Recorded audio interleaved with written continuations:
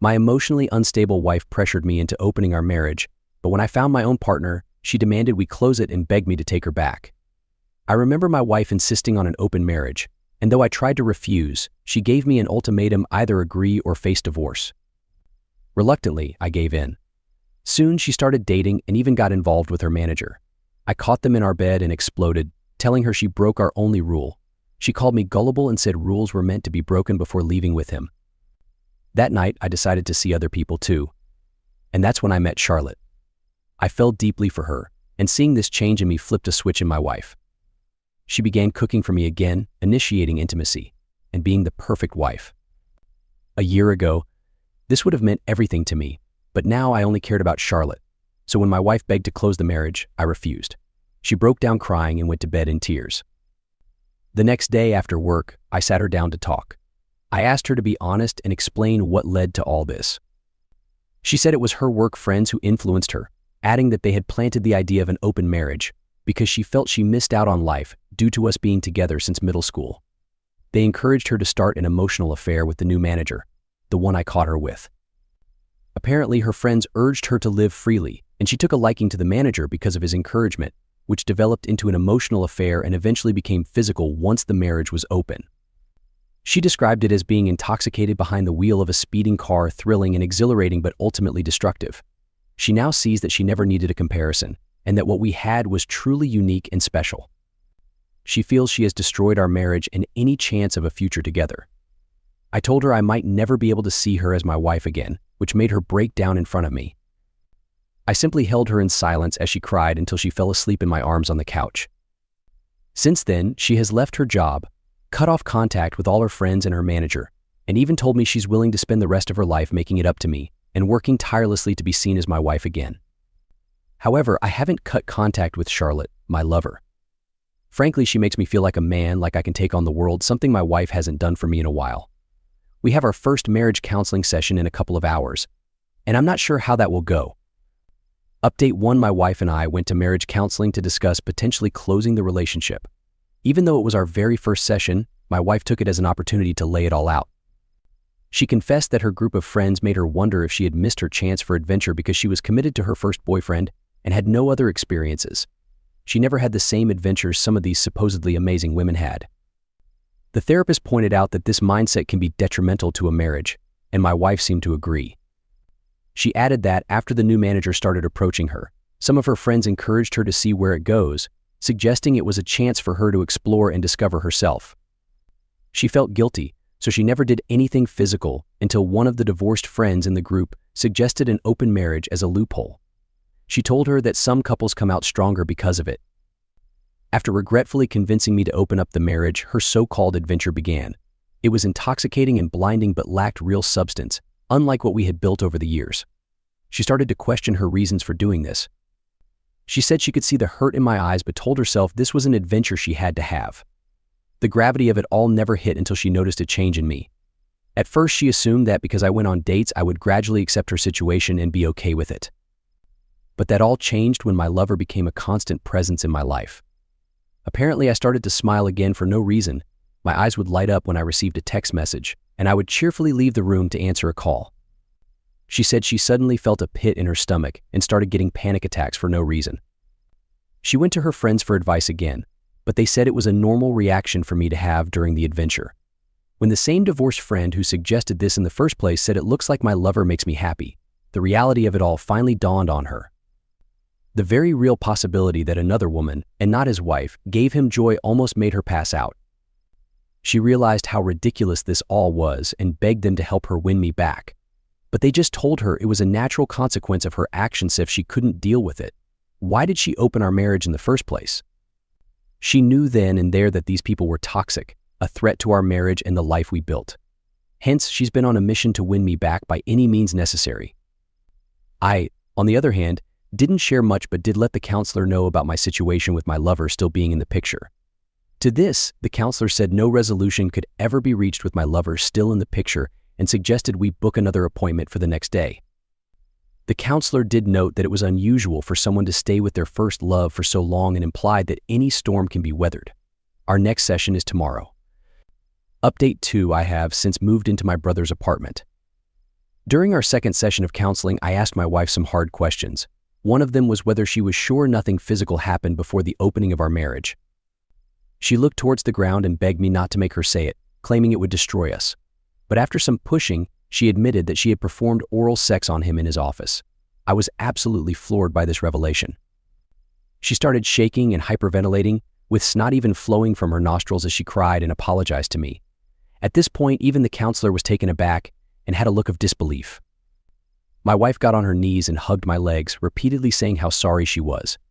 I then asked her what really changed her view of him. She explained that after she started pulling back from the group, his behavior towards her changed. One evening, as she was leaving a meeting, she passed his office and overheard him talking about her to another male colleague. He said he was surprised at how easy it was to get her and how she was living proof that you can't trust the quiet ones. When the colleague asked if he actually fancied her, his response was that she was a pleasant distraction and that he had no intention of breaking up with his fiancée. He added that this was simply to get it out of his system, because the only woman who had ever understood him was his fiancée, and he didn't want to break up with her. He also mentioned feeling bad for me, but said, "You snooze, you lose." Realizing that she was nothing more than a piece of meat to this man and that she had betrayed me for a cheap thrill, my wife actually started contemplating taking her own life. She said she left her workplace and vomited in the parking lot. I then asked her if she loved him and if she stopped loving me.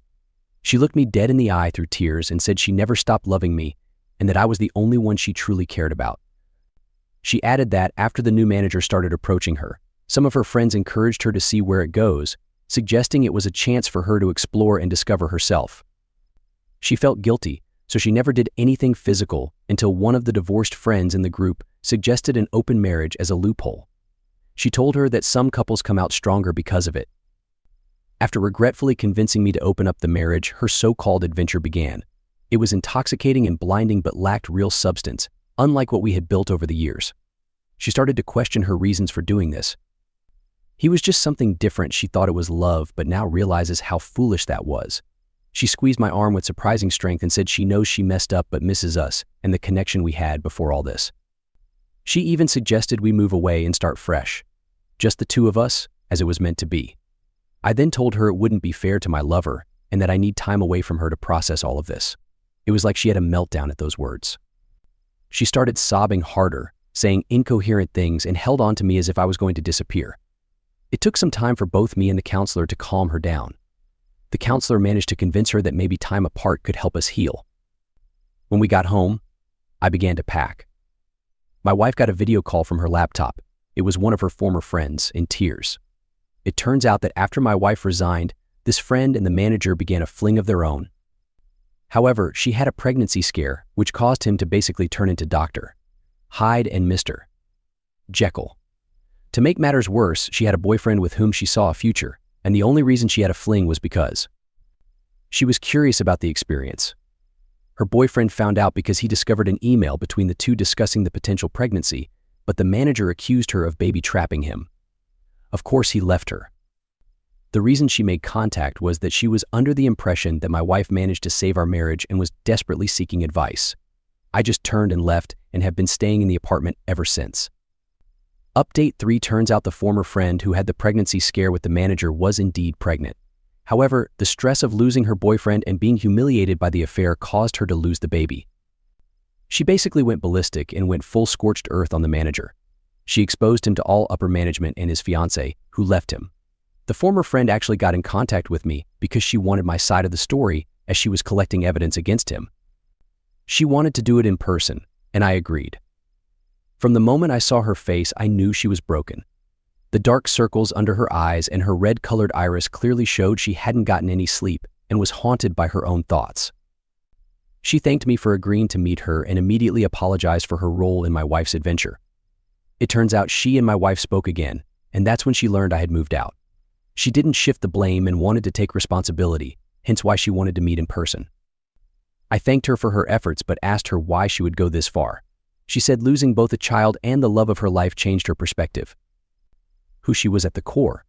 She said she can hardly look in the mirror without feeling disgust, and she can hardly sleep because all she sees is her ex's face the day he found out. This woman clearly hated herself, and this meeting might have been a form of punishment for her. She told me that since fraternizing among coworkers is a breach of conduct, and more so because he was in a position of influence, he will most likely be fired and possibly blacklisted from that field as a whole. But the same may be true for her as well, and she has accepted it. She left after getting my side of the story and apologized again. I needed to get a few things from the old place, so I picked a time when I thought my wife wouldn't be home. Unfortunately, she was there. What surprised me was that she had most of our wedding photos out on the coffee table, as well as other photos, and she was staring at them. When she noticed me, I could see she was crying. She tried to hug me, but I gently pushed her aside. She offered me lunch, but I told her I wasn't hungry and that I wouldn't be long. I just needed a few things. Before I could proceed, she said she had something to show me. She pulled out her phone and showed me a message she received 2 days ago from her former manager, who berated her. It was from a new number since she blocked his old one. Apparently, my wife helped her former friend expose him to all relevant parties, and he was fuming. She thought that by exposing the secret, she was removing its power and giving us a fighting chance. I told her I was glad she had the courage to do that, but it doesn't change anything between us. I also informed her that I would be stopping marriage counseling but would continue with individual counseling instead. This made her sob softly, and she said she understood. I know I am supposed to feel either elation from her actions or rage because it took this long, but I feel numb towards her. This isn't normal, which is why I want to address it in individual counseling and not marriage counseling. I have also seen a divorce lawyer at my brother's recommendation, just to be safe. As of now, I am not really willing to fight for this marriage, and it seems my wife can sense it. Before I left, she tried to initiate intimacy, but when I refused, she yelled and asked what Charlotte does for me that she can't. She said this so loudly that I'm sure the neighbors heard. I shook my head and told her that if she still couldn't tell after all that's happened, then it's clear where our marriage is headed. Then I left. She added that after the new manager started approaching her, some of her friends encouraged her to see where it goes, suggesting it was a chance for her to explore and discover herself. She felt guilty, so she never did anything physical until one of the divorced friends in the group suggested an open marriage as a loophole. She told her that some couples come out stronger because of it. After regretfully convincing me to open up the marriage, her so-called adventure began. It was intoxicating and blinding but lacked real substance, unlike what we had built over the years. She started to question her reasons for doing this,